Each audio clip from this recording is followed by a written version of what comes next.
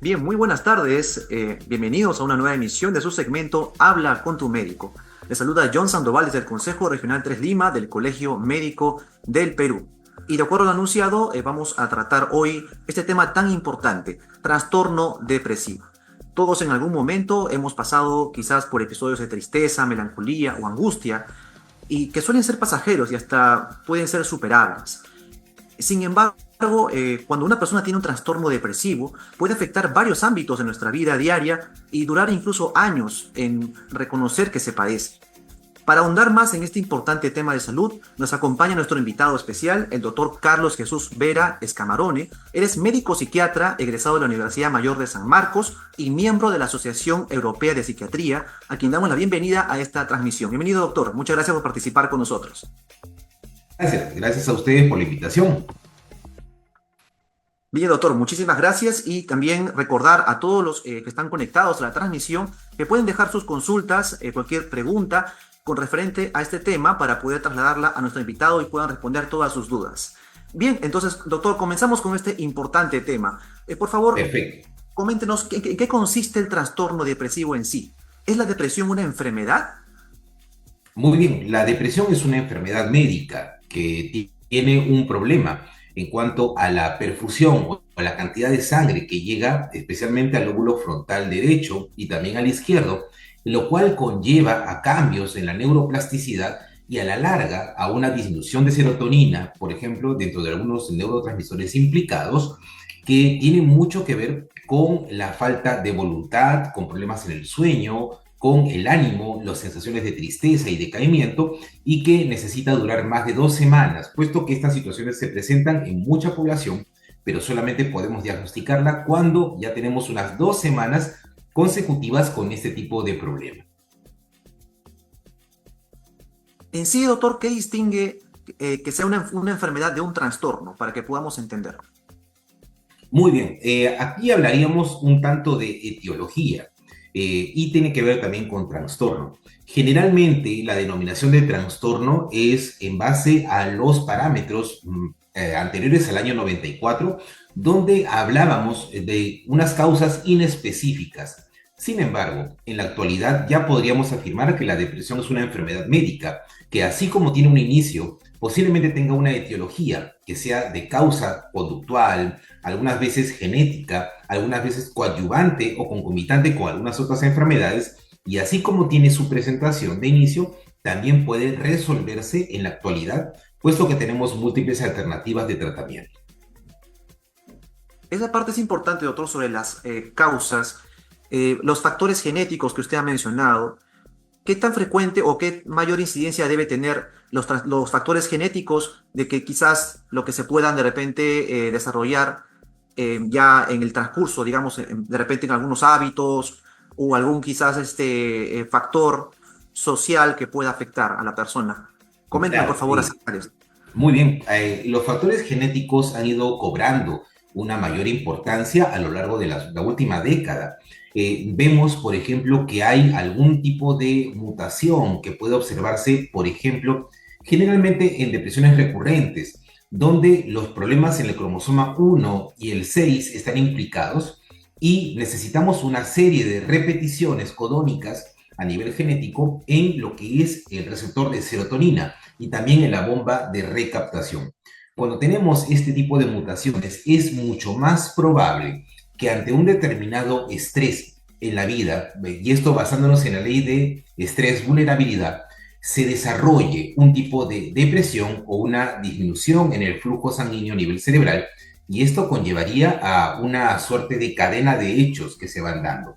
Sin embargo, la genética tendría un factor aproximadamente de un 10% en comparación a lo que vamos aprendiendo a lo largo de la vida, que tiene que ver más que nada con hábitos, con estructuras de comportamiento, con percepciones que tenemos de la propia realidad, que muchas veces pinta oscura o negra por las cogniciones que vamos teniendo a lo largo de la vida por aprendizaje. Cuando juntamos estos dos factores, hay personas que son mucho más propensas a sufrir depresión en comparación a otras. Hay personas que pueden salir más rápido de los cuadros depresivos en comparación a otras también. Entonces, es como una suerte de dualidad. Por un lado la genética y por un lado lo conductual que vamos aprendiendo durante la vida. Eso quizás explicaría por qué hay personas que de repente tienen algún signo que puede ser pues, indicio de un desarrollo de una depresión y no sepan quizás de dónde proviene eso y puede ser causa genética. Quizás los padres que han tenido depresión pueden incidir también en los hijos en esa tendencia depresiva, como usted menciona. Sí, tenemos que por ejemplo, hay pacientes que vienen de una familia con largo tiempo o larga historia de depresiones, incluyendo algunas veces causas mortales, como un suicidio, por ejemplo, pero como antecedentes familiares. Cuando vemos toda estructura de tanto por genética e historia familiar y desarrollo de estresores, más el hecho de aprender un cierto tipo de patrón de pensamiento y de conducta, vamos a tener que hay personas que de pronto pueden percibir esto y como si fuera un karma o una suerte de situación a la cual le es difícil combatir y por eso pueden hacer con mucha más facilidad depresiones en su caso. Y se pueden clasificar quizás tipos de depresiones o subtipos de depresiones. ¿Nos puede comentar acerca de esto, doctor? Claro, sí, la depresión se puede clasificar hasta de 6 formas diferentes.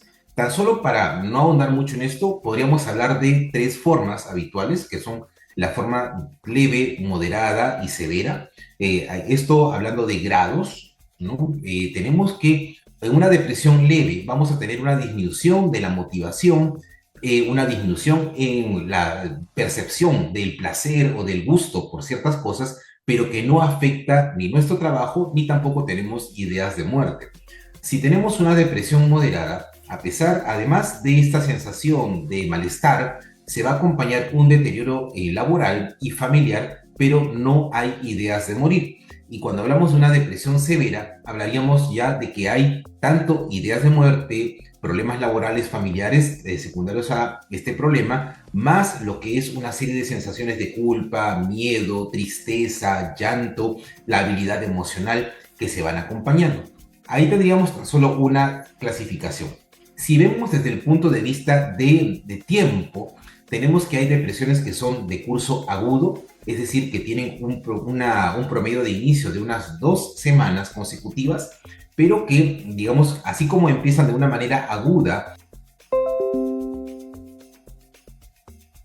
personas por la disminución lumínica, especialmente se da esto en latitudes nórdicas, hay una tendencia mayor a la depresión, puesto que no se estimulan correctamente los conos y los bastones a nivel de la retina y por lo tanto la dopamina no empieza a elevarse ante los cambios estacionales y la persona entra en una depresión mayor que va a afectar su desarrollo laboral, social y familiar. Entonces también está la depresión estacional. A esto le podríamos sumar que hay dos tipos más de depresión. La depresión secundaria a enfermedad médica, como frecuentemente se ve tanto en diabetes mellitus, en problemas coronarios, digamos un ACV, también concomitante a todo esto, y las enfermedades reumáticas también a la cabeza. Entonces tenemos que hay múltiples factores que pueden llevar también a una depresión en cuanto a enfermedad médica. Y tenemos que, ya hablando de un problema psiquiátrico propiamente dicho, en cuanto, por ejemplo, a la bipolaridad, hay episodios depresivos mayores que muchas veces la persona o los colegas, pues solamente vemos la depresión, pero no evaluamos de pronto la posibilidad de que la persona desarrolle una manía bipolar. Entonces también es otro tipo de depresión que se presenta en las personas con alguna frecuencia. Hay un tipo de depresión que se le conoce, como usted creo que ha mencionado, la depresión creo que estaría en el nivel intermedio leve, depresivo persistente, ¿no? La distimia. Así es, también es otro tipo de depresión, también con mucha frecuencia en la población adolescente y adulta joven, la distimia. Esta suerte de andar con un ánimo decaído, como no encontrarle un placer a la vida, pero de manera crónica. No es cuestión tan solo de diagnosticarla durante 2 semanas, sino aquí tenemos que hablar de un patrón de conductas y de vida. Generalmente, para hacer un diagnóstico de distimia, lo ideal es hacer un chequeo por 6 meses o hacer una historia clínica aproximadamente los últimos 6 meses de la persona, donde vamos a notar este desinterés en algunos momentos, una suerte de dificultad para poder hilar algunos pensamientos y posteriormente pues no desarrollan una depresión mayor, sino que se quedan en un subtipo leve a moderado que va surcando a lo largo de la vida. ¿Puede haber, en cuanto al sexo, hombre o mujer, haber mayor incidencia en alguno de ellos este trastorno depresivo? Así es, sí, tenemos que tanto en hombres y en mujeres la depresión va a variar. Y esto se puede deber a tanto factores socioculturales como también a factores orgánicos. En las damas, por ejemplo, el hecho mismo de tener las hormonas femeninas las va a proteger en cuanto a los cuadros depresivos y cuando caen ya a nivel del climaterio, entendemos que la incidencia de depresión aumenta. Sin embargo, también hay una tendencia mucho mayor a que las mujeres no hagan un cuadro mucho mayor o más fuerte en comparación a los varones. El varón, por la testosterona, aparentemente, y por los cambios a nivel del cuerpo calloso, tenemos que hacer unos cuadros depresivos que pueden parecer leves, pero cuando saltamos a una depresión mayor, el varón tiende a tener ideas suicidas con mucho más frecuencia en comparación a la mujer. Y lamentablemente esto tiene mucho que ver también con la impulsividad. En las damas, la impulsividad tiende a llevarlas muy pocas veces a un episodio de suicidio en comparación a los varones. El varón tiende a tener lamentablemente hechos de muerte que son mucho más dramáticos y caóticos en comparación a las damas. Entonces vamos a tener que hay mayor incidencia en las damas en comparación a los varones, pero cuando se presentan los varones tienden a hacer mucho más incidencias de muerte en comparación a las mujeres. Muy interesante, doctor. Y con respecto a los niños o adultos mayores, ¿qué tal esos grupos de edad? Muy bien, haciendo la estadística del último año, por ejemplo, hemos tenido que la depresión en niños ha aumentado siquiera en un 50% en comparación a cifras anteriores. Y esto hay aparentemente causas que tienden a ser de origen familiar. Los niños, en comparación a otras poblaciones, eran los que menos se tocaban, pero visto en la actualidad, tenemos que también tienden a hacer cuadros depresivos muy fuertes en comparación a la población anterior. Y en los adultos mayores, la incidencia de depresión tiende a ser también, aparte de ser subclínica, cuando se presenta, a veces es de difícil manejo porque lamentablemente hay poco soporte emocional en la población adulta mayor y tendemos a aislarlos un poco y por lo tanto todo lo que es el engranaje familiar se va perdiendo. Y a esto hay que añadir que la disminución en cuanto a todo lo que es la salud física, el metabolismo hepático, renal, el metabolismo neuronal, cerebral también va decayendo y la cantidad de efectos secundarios de la medicación va a aumentarse en un 50%. Exceptuando un poco también los factores que usted ha mencionado, tanto genéticos, incluso los biológicos, con respecto a los niños, para tocarte un poco el tema, hay quizás factores, por ejemplo, en el lado familiar, quizás en los hábitos que también están generando por imitación, con respecto a la tecnología, por ejemplo, el uso de celulares, que puede estar incidiendo en los niños este tipo de trastorno depresivo, que la verdad es muy alarmante, ¿no? Que pueda sucederle a un niño. Se suele Así ver es. más en adolescentes, quizás, ¿no? Pero que sucede en niños, ¿qué podría estar sucediendo, doctor? ¿Y cómo se puede evitar ese tipo de casos? Muy bien, esa parte es muy interesante porque a lo largo de los últimos 10 años tenemos que el ataque o la posibilidad de agarrar un dispositivo tecnológico es mucho mayor en la población infantil en comparación a hace 10 años. Los smartphones, antes eran las tablets, los smartphones, ahora teníamos que antes eran las PC gamers, ahora prácticamente es cualquier smartphone, lleva a que el niño haga una suerte de dependencia en algunos momentos a escapar de la realidad en comparación a antes, lo cual lleva a una dificultad para tolerar la frustración con más facilidad. Entonces, notamos que conforme avanza el tiempo, en los niños estamos teniendo problemas de sueño, problemas en la concentración, problemas en el control de los impulsos, problemas para tolerar la frustración cada vez más en comparación a antes, y lo ideal sería que disminuyamos el acceso a los dispositivos tecnológicos para que los niños tengan un mayor contacto social. Pero ahí viene un punto importante que es la familia. La familia necesita siquiera algún integrante que esté plenamente identificado y que tenga un buen acercamiento con el niño para poder tener una socialización adecuada y poder ayudar a que el niño pueda prestar atención en un ámbito o el otro y tolerar mejor la frustración. Interesante, doctor, porque también justamente desde la base de la niñez se va formando al ser humano, ¿no? Y los adolescentes, que creo que es la etapa también más crucial, tener hábitos que han desarrollado desde niños, como el uso también de estos celulares, que ya se ve bastante ahora en la actualidad, que es un necesario para muchos, para el trabajo, para el estudio, pero también se transforma en algo, como usted bien lo menciona, como una especie de refugio que quizás a veces no siempre nos brinda pues, cosas positivas, ¿no?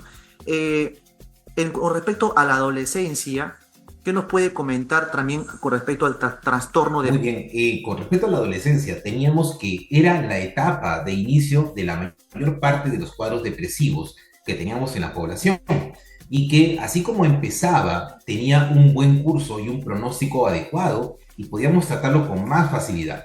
Sin embargo, en los últimos 5 años, post pandemia, también lo observamos que la población adolescente, esa población que entró en pandemia siendo adolescentes, y que perdió padres o que perdió padres que trabajaban o que perdió un soporte emocional, se vio refugiada en las tablets, ahora son adultos que están en contacto con la universidad o que están en contacto con una nueva familia.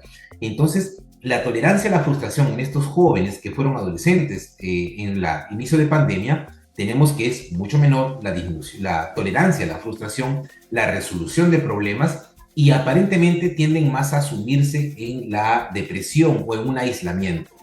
Esto también lleva a otro punto. La tendencia a irritabilidad, consumo de sustancias, tendencias autoagresivas en la población adolescente ahora es mucho mayor en comparación a lo que veíamos hace unos 5 años. Y esto aparentemente se deba también al aislamiento que han estado sufriendo cuando eran niños, cuando iniciaron la pandemia y tuvieron una serie de necesidades de refugio, de contacto social, y lo hicieron mediante las tablets o mediante los smartphones. Entonces, vemos que la tendencia depresiva ahora ha aumentado también en adolescentes y también se hace de mayor difícil manejo. Entonces, tenemos que hay una suerte de contubernios o de problemas mayores que llevan a varias dificultades ahora, ¿no?, en los adolescentes. Y en cuanto a los signos, para ya también poder identificar los signos o síntomas de una persona que está quizás iniciando lo que es la depresión o ya está desarrollando ya una fase intermedia inclusive del trastorno depresivo. ¿Cuáles son esos signos o síntomas identificables, doctor? Muy bien, hablamos de un total de unos 9 síntomas que se necesitan presentar por al menos 2 semanas. Y esto podríamos hacer un mayor diagnóstico si hablamos de 30 días. Los signos generalmente son una disminución en la motivación que tiene la persona, una sensación de culpa, ansiedades que no se presentan, problemas en el sueño, que se puede ser un aumento de somnolencia o insomnio, tendencia a la impulsividad o irritabilidad con más frecuencia, tendencia a el aislamiento, un llanto fácil o la habilidad emocional, ideaciones suicidas o de hacerse daño, o el pensamiento recurrente de que su vida no importa o no vale nada. También hay toda una suerte de alteraciones concomitantes que son secundarias al consumo de sustancias que se puede empezar cuando una persona tiene una depresión. Si hablamos de etapas, hablaríamos que la dificultad para el disfrute se presenta en primera etapa. Cuando hablamos de una impulsividad, una irritabilidad, hablamos de una segunda etapa. Y cuando tenemos a esto, la asociación de ideas de hacerse daño, ya hablaríamos de un tercer grado o una depresión mayor. pueden haber quizás también trastornos que vayan de la mano, digamos, con este trastorno depresivo. Digamos, Claro, por sí, ejemplo, por ejemplo, la ansiedad o el trastorno obsesivo compulsivo, o que se puedan, de repente hay personas que tienen la tendencia a morderse las uñas o hacerse algún tipo de lesión, ¿no? claro. Sí, tenemos que, concomitante a la depresión, hay que evaluar ciertas cosas. Cuando una persona tiene depresión, no es que solamente vaya a estar triste y no esté ansiosa. Cuando tenemos una aparición de depresión, también vamos a tener una aparición de ansiedad. Lamentablemente, cuando esto es leve, podemos hacer el diagnóstico de trastorno mixto ansioso-depresivo, que es la etapa más suave, pero ya nos está hablando de que hay tristeza y ansiedad en una sola persona. A esto hay que sumarle el hecho de que no solamente cuando aparece la ansiedad, sino que el TOC, por ejemplo, el trastorno obsesivo compulsivo, es tan limitante o las ideas son de tanta ansiedad para la persona que alternamente con la aparición de ideas vamos a tener aparición de depresión también, puesto que se juzga como inútil o inválido. Entonces también hay una aparición ahí. También tenemos que la ansiedad se puede manifestar en niños, por ejemplo, con onicofagia, comerse las uñas, sacarse los pellejitos o los padrastros, como le dicen, ¿no? Hay algunos que hacen alternamente tricotilomanía, ¿no? El hecho de sacarse el pelo y comerlo, ¿no? O deglutirlo. Y esto también como otra cosa alterna. También cuando tenemos esta situación con problemas de anorexia, bulimia, se acompaña de depresión en la mayor parte de las veces. Los trastornos de personalidad también van de la mano muchas veces con depresión, especialmente el trastorno límite de personalidad y el trastorno dependiente de personalidad. Si hablamos en cuanto a retardo mental, hablaríamos de que hay un retardo mental leve que sí puede hacer depresiones. Y las personas o los chicos con Asperger también pueden hacer una ligera tendencia a la depresión. Sin embargo, en ellos, cuando se presenta la depresión, tiende a ser 2 veces más potente, puesto que los chicos con condición Asperger tienden a ser más impulsivos en comparación a la otra población. Entonces, tan solo hablando de ciertos factores. También hay otras enfermedades, como la fibromialgia reumática, que se acompaña de depresión en el 90% de los casos. Otro quizás un signo puede ser las palpitaciones, las corazonadas, acompañada de cierta angustia, melancolía, ¿no? Suele suceder también a muchas personas Uh -huh. que les Claro. ha pasado que tiene como esas palpitaciones, ¿no? Y que les asusta y ya puede ser un signo quizás también de tener esta sospecha de tener algún tipo de trastorno depresivo o al menos un inicio. Así es, totalmente de acuerdo. Las palpitaciones como un signo de ansiedad, y esto es ya haciendo los descartes propios en la emergencia, cuando los pacientes llegan porque se sienten ya al borde de un ataque cardíaco, que es la forma en la cual ellos lo manifiestan, y se hacen todas las pruebas y se sabe que pues, no tienen nada mayor, solamente era la ansiedad como un pánico o a veces con agorafobia, también se puede presentar como un factor concomitante a la depresión. ¿Qué tipo de tratamiento es más efectivo en cuanto a medicamento o terapias que usted pueda recomendar? Muy bien, en cuanto a, acá hablaríamos de 3 tipos de tratamientos, hasta 4 tipos de tratamiento que se pueden optar. El primero tiene que ver con psicoterapia, que lo recomendamos en cualquier estadio de la depresión, sin embargo es más efectivo cuando tenemos una depresión leve a moderada. Y ahí nos ayuda rápidamente a sacar a la persona, modificando hábitos, patrones de pensamiento, y la persona como que tiene un mejor desenvolvimiento. Luego, concomitantemente, es ideal usar algún tipo de fármaco que, basados en la teoría anterior de lo que era la teoría serotoninérgica, pues lo que tenemos que hacer es elevar los niveles de serotonina en el cingulado anterior y en el córtex prefrontal derecho para que la persona tenga una mayor inhibición de la amígdala cerebral, genere una neuroplasticidad y la persona tenga una nueva resonancia de vida. Eso nos ayuda. Y ahora tenemos pues tratamientos increíbles de diversa índole, tanto con medicamentos que eran antiguos, digamos a un nivel intermedio, y los más modernos, que antes eran solamente para aumentar serotonina. Después teníamos los tratamientos que eran para elevar serotonina y dopamina y otros neurotransmisores. Y ahora tenemos los neuromoduladores que nos ayudan también a la modulación de la serotonina. Y esto ha ido variando en cuanto a familias farmacológicas.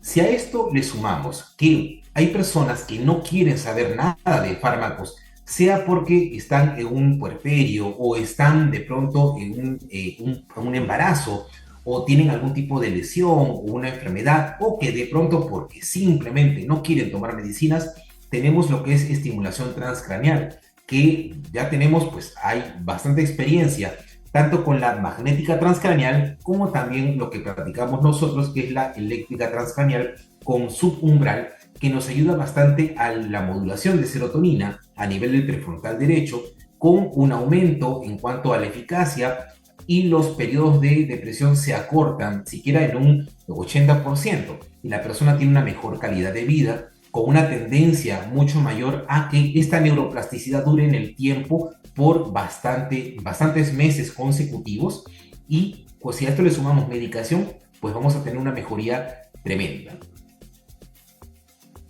Bien, doctor, estamos ya llegando a la parte final de la entrevista.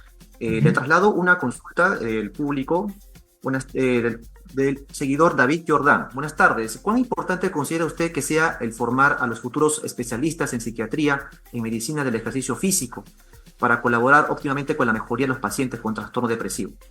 100% adecuado, 100% adecuado, puesto que es ideal que un médico especialista, sea para medicina física, para psiquiatría, sepa las bondades necesarias de todo lo que es el abordaje terapéutico y la ayuda de los ejercicios físicos para diversos grupos etarios o para diversas patologías que tienen depresiones asociadas. Entonces es importantísimo sensibilizar a nuestros colegas, ayudar a la formación de todo lo que es una nueva rama, una nueva visión o variante en cuanto a la especialidad y saber que cada momento más sirve para poder aprender más cosas que le van a beneficiar no solamente al colega, sino también a la gran población de pacientes que ve. Muy bien, doctor, excelente la ponencia, los aportes que usted está brindando a través de esta transmisión. Le pediría, en todo caso, para ir cerrando el segmento, recomendaciones con respecto a este tipo de trastorno depresivo. Muchas personas a veces pretendemos que quizás frases como decir, ¿no? Anímate, vas a estar mejor, o ponte bien, no sé, haz actividad. Pensamos que es suficiente, pero no siempre es así.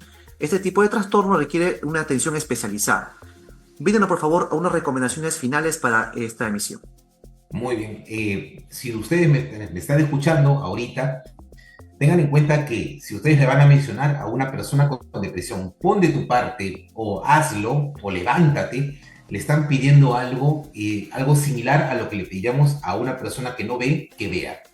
Una persona con una depresión va a tener una disminución en la voluntad, pero no porque ella desee, sino porque vamos a tener un problema asociado a nivel neurológico o psiquiátrico. Así que es importante para los demás aprender a escuchar, ponerlos en los zapatos del otro para poder ayudarlo en todo este transcurso. La vida puede ser muy difícil para una persona con depresión, que sería como ver la vida con lentes oscuros. Y cuando se quita ese tipo de gafas, puede ver la vida con todos los colores, así como la ven ustedes. Entonces, es importante ponernos en los zapatos, ser empáticos con nuestros pacientes y recordar que en algún momento esas personas pasaron por dificultades de las cuales tal vez nosotros no hemos pasado. Así que necesitamos mejorar ese diálogo y recordar que siempre hay una solución de cualquier tipo, pero hay una esperanza que se puede aplicar en todos nuestros pacientes. Muy bien, doctor. Muchísimas gracias por su participación en este segmento. Esperamos contar con su presencia quizás en próximas oportunidades con temas de salud mental, que es bastante importante hoy en día para toda nuestra población. Muchas gracias, doctor. Muchas gracias a ustedes. Gracias a todo el Consejo Regional 3, a todo al Colegio Médico del Perú por la invitación y gustoso de poder participar nuevamente. Gracias, doctor, nuevamente. Y gracias también al público que ha estado siguiendo la transmisión. Recuerde que pueden seguirnos en nuestras redes sociales. Estamos como CMP Lima. Hacemos diferentes tipos de temas de salud para bienestar de la población. Bien, doctor, muchas gracias a todos y nos vemos en una próxima emisión de Habla con tu médico.